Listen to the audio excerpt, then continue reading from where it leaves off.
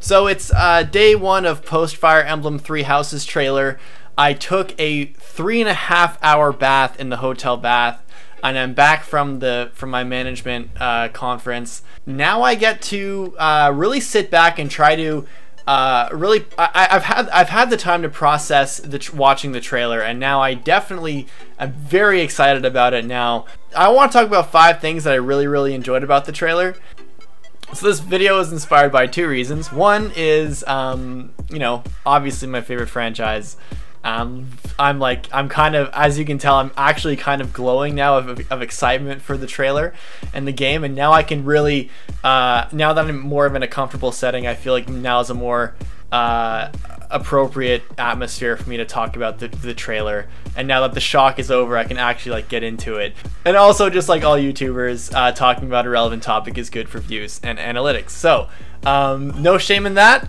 I am who I am. Anyway, so I want to talk about the top 5 things that I really enjoyed about the trailer. So number 1 was the aesthetics. The character design, namely, I'm sorry, I'm very sorry that I didn't like actually look into pronouncing these names correctly. As you guys know, I am notoriously terrible with Fire Emblem names. I'm Canadian. If it's French, I got it. If it's anything else, that. So I'm just prefacing this number 1 by saying about names. So Edelgard and Byleth.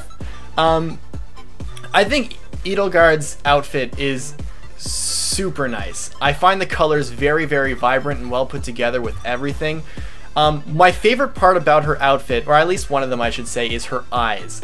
I find them very piercing. I like that kind of lilac color, that bright lilac color. Well, I guess lilac is bright by itself, but I feel like that sets her apart in terms of outfit than the other female main characters which we've had. That's not to say that Edelgard may not be a main character. Maybe she's the Jagan, which I kind of suspect, but who knows. The reason why I say this about the eyes in particular is because every main character, I guess aside from Azura, who had golden eyes, had pretty dark pupils and kind of, you know, purples and you know, purples and blues and reds and stuff, but she has this really like vibrant eye color that really pops out with the blonde hair and the very decorated and nicely put together uniform that she kind of rocks. Byleth, I thought his outfit was quite fancy.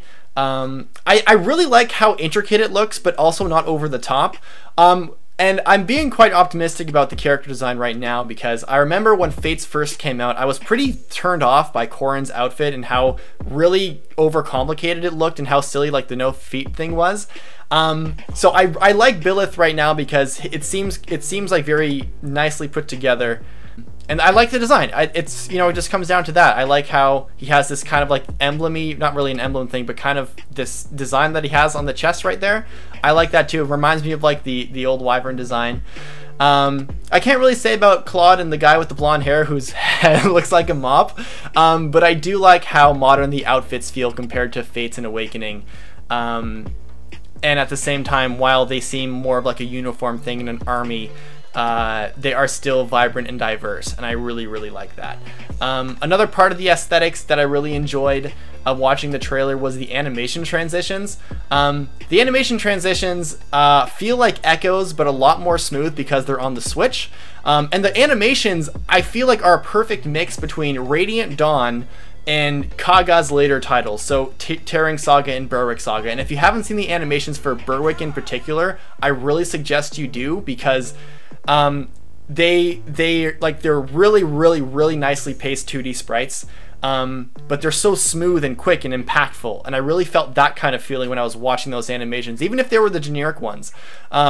Even the nice touches with Edelgard's kind of axe spin after she did her attack, that was really enjoyable to watch too. I really feel like it's smooth and the choreography is realistic and nicely paced, but again, quick and aggressive.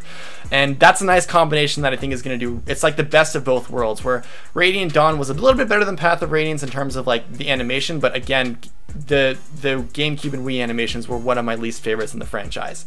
And I guess to that point, the DS title animations weren't that great either. But but I think you get the point now. I think I might be rambling. A short one for number 2 is the trailer music. I can't stop listening to it. I think it's a really nice upbeat and electronic tune. And if that's the direction for the soundtrack, I mean, that mix between like electronic, maybe it was just the main title, but if it's more than that, I am down for that, because that was a nice song. That was a nice song. It was really also very, very well directed along with the trailer itself. When, you know, when they do that transition, when Byleth is like, when it's panning around Byleth and then it goes into him exploring the castle, that was a really, really cool part of it. And I think a lot of people really I kind of got chills after I really sat down and watched it. So that was really awesome. And number 3 is the open world aspect. So I'm just gonna say this up front that I'm speculating here, but the traversable world that was introduced in Gaiden and then later explored deeper in Echoes, which was kind of, it felt a little bit, there was potential there, because Echoes kind of felt a little bit of a, it was a traversable world, but it didn't really feel like it was something you can interact with. Whereas this game, you can see in this main hub, you can talk to NPCs and allies and stuff like that. It feels like they're tapping into that potential, which is something I've always been interested in seeing. Even in my own creative work with Bloodlines, I always wanted to have these chapters, or I do have these chapters, where characters can interact with each other and build rapport and stuff like that. So it makes it feel more realistic, and I think that's what this Fire Emblem is really trying to shoot for, not only with the main hubs, but also with the formation and the army, the real like feeling you're in an army aspect. And I'm going to get into that later as well. You know, and again, so walking up to NPCs and stuff is quite exciting to look forward to. That's kind of redundant. It is exciting, and I am looking forward to it. Number 4 I have is the combat. So after watching this trailer over a few times, it kind of witnessing how deep the combat in this game can actually go is really, really, really cool. So not only are skills present in the game, where Edelgard has Vantage, it looks like, and Byleth might have Wrath or something, the fire that kind of reminds me the most of Wrath. Skills are present in this game, of course, but also combat arts and formation, and magic is its own option in the command menu. So it feels like, from what I'm seeing, and I could be wrong on this, but just 4 different combat mechanics that are put together in one game in a giant map with you know, aggro lines. And yeah, I know I missed that first, and people like mention that in the comments, but in my defense, I was in a hotel bathroom, the lighting was weird, and I didn't pick up on it, and I'm also not used to aggro lines, so don't shoot me on that. Main point being, I think there's a lot of potential for combat in this game. I know for a fact there is. They're putting so much in it. They're putting so much in it, and emphasis on the combat with the formations. When the guy does the triangle thing, I really should have remembered his name. You know who I'm talking about. When he made that triangle formation and stuff like that, or when like they were shooting their bow over that mechanic kind of automaton thing. Some people suspect that, like, they're, I guess, cautiously optimistic about the enemies in the back being like aesthetic. I can see how it could be aesthetic, but also I feel like they're just trying to sell the fact that it is a war. Something that I may wonder is if there's more intimate battles between fewer units, that kind of those background units kind of dissipate. But we also saw that in this formation thing, that looks like these mook kind of units serve a kind of strategic purpose. Again, that's really, really different and ambitious, and I want to see it. Like, maybe different units have different abilities to command. Like, you know, maybe that one guy has that, you know, that triangle spear attack because he uses lances or something, and then maybe the magic guys have something else, and of course the archers have that kind of arrow rain where they all come down. So maybe different units have different options to command, and maybe that makes them even more unique. So all these like speculative things that we have now that we couldn't do before because this wasn't a part of Fire Emblem, and now it is. And number 5 is the 2019 release. So they delayed the release, but it really feels like I can definitely wait for it.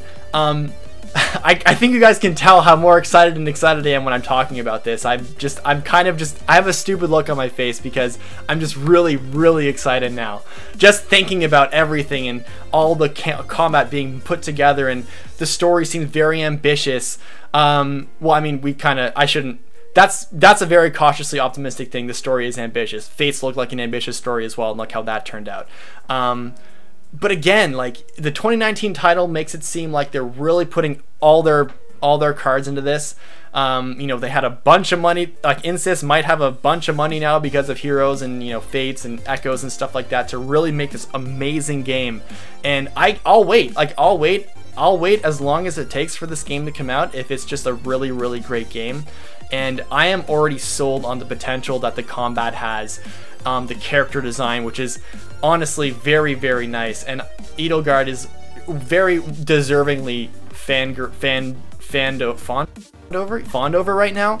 Amazing design she has, like, very striking, very memorable, and I'm really excited to see what kind of character she is. I'm suspecting she's a she's a Jagan character because she has skills. She has double weapon proficiency. She has 29 HP and she has Vantage, it looks like. So she seems like she has a big deal, whereas the other characters had like 19 to 21 like beginner HP for level 1 lords. So, and in that tutorial chapter, she was like, tell me what to do, teacher. And she's like, okay, tell me what to do. I have a skill already, 2 weapon proficiencies and fucking 29 health and everything like that. So that was my top 5 kind of things I'm excited about. Not really a breakdown or an analysis. If you're still looking for a really in-depth analysis, I'm just gonna link you to this guy named Vincent ASM. He's one of the administrators on Serenade's Forest forums. He did this really in-depth analysis, and I guarantee you every single YouTube video you have watched about an analysis on this trailer, some of the information that they have derived from is most likely, if not completely, from I guess their own analysis, but also a lot of it comes from that article, because that article is super in-depth. He did a great job, and I really suggest you take a look and you leave a comment saying, hey, good job, you worked really hard on this. Anyways, guys, I hope you enjoyed my little top 5 things I'm excited for. My speculative phase on the first trailer was just really out of shock and trying to process everything, but now as I've looked forward and I'm back home, I'm settled and I'm comfortable, I'm like, wow, this is going to be wicked. Hopefully, guys, you enjoyed this little exciting, I guess, yeah, reaction kind of hype video. I don't want to say hype video. That's so cringe. This video, that me talking about my excitement for Fire Emblem 16 trailer. Anyways, I'm rambling. I have work tomorrow in the morning, so I'll catch you guys in the next one. Deuces.